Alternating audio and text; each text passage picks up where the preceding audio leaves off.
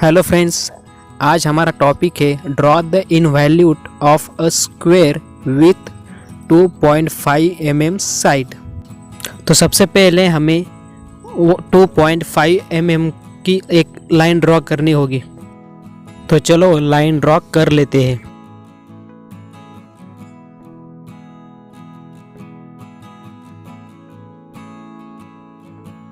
अब हमें इस लाइन के ऊपर एक स्क्वायर बनाना है जिसके चारों साइड 2.5 मिलीमीटर की होगी। तो चलो बना लेते हैं। तो गाइज यहाँ पे मैं प्रोटेक्टर की मदद से स्क्वायर बना रहा हूँ। आप भी बना सकते हो, आपके हिसाब से जैसे बनाना है वैसा बनाओ। बस उसकी चारों साइड जो है वो 2.5 मिलीमीटर की होनी चाहिए।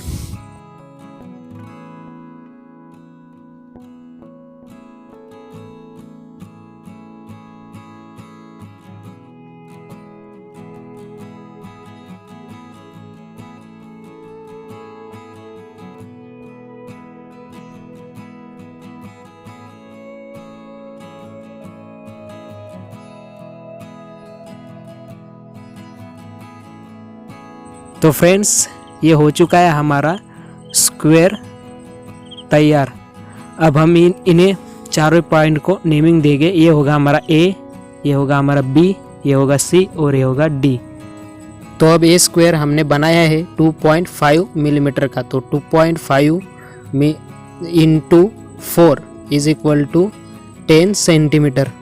तो अब हमें इस ए पॉइंट से लेकर आगे तक 10 सेंटीमीटर की लाइन ड्रॉ करनी है। तो चलो 10 सेंटीमीटर की लाइन आगे तक ड्रॉ कर लेते हैं। तो यहाँ पे 10 सेंटीमीटर यहाँ पे आता है, तो ये लाइन ड्रॉ कर लेते हैं। ठीक है, तो इस पॉइंट को हम P नाम देंगे।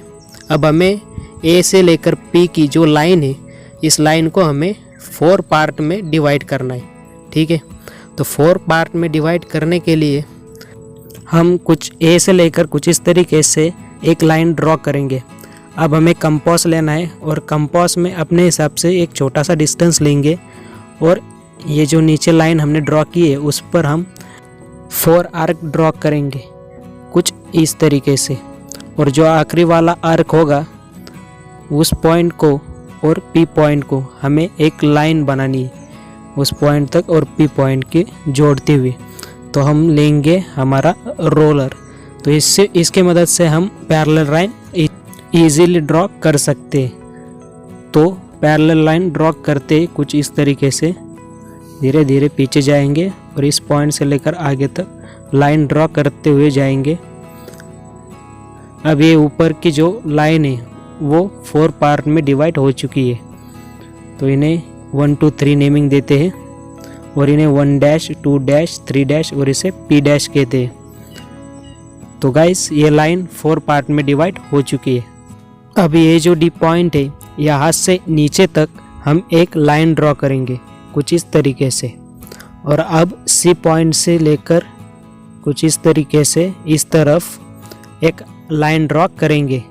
और अब बी पॉइंट से लेकर कुछ इस तरीके से ऊपर की तरफ एक लाइन ड्रॉ करेंगे। अब हमें कंपास लेना है और कंपास में हम लेंगे ए से लेकर जो 1 पॉइंट हमने बनाए थे, जहाँ पे 1 2 3 जो नंबर दिए हमने वहाँ तक 1 नंबर के पास ये डिस्टेंस हम हमारे कंपास में लेंगे। ये डिस्टेंस और डी ए का डिस्टेंस सेम ही होगा। ठीक है, तो डी पर रखेंगे और डी पर रखने के बाद हम कुछ इस तरीके से यहाँ पे आर्क ड्रॉ करेंगे कुछ इस तरीके से। ठीक है, तो अब हमें ए पॉइंट पे फिर से रखना है और 2 पॉइंट तक हम कंपास में डिस्टेंस लेंगे और कुछ इस तरीके से।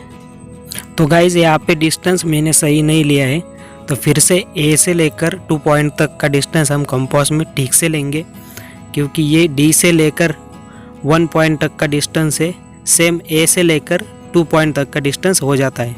ठीक है, तो हम एक बार चेक कर लेते हैं। ए से लेकर 2 पॉइंट तक का डिस्टेंस है।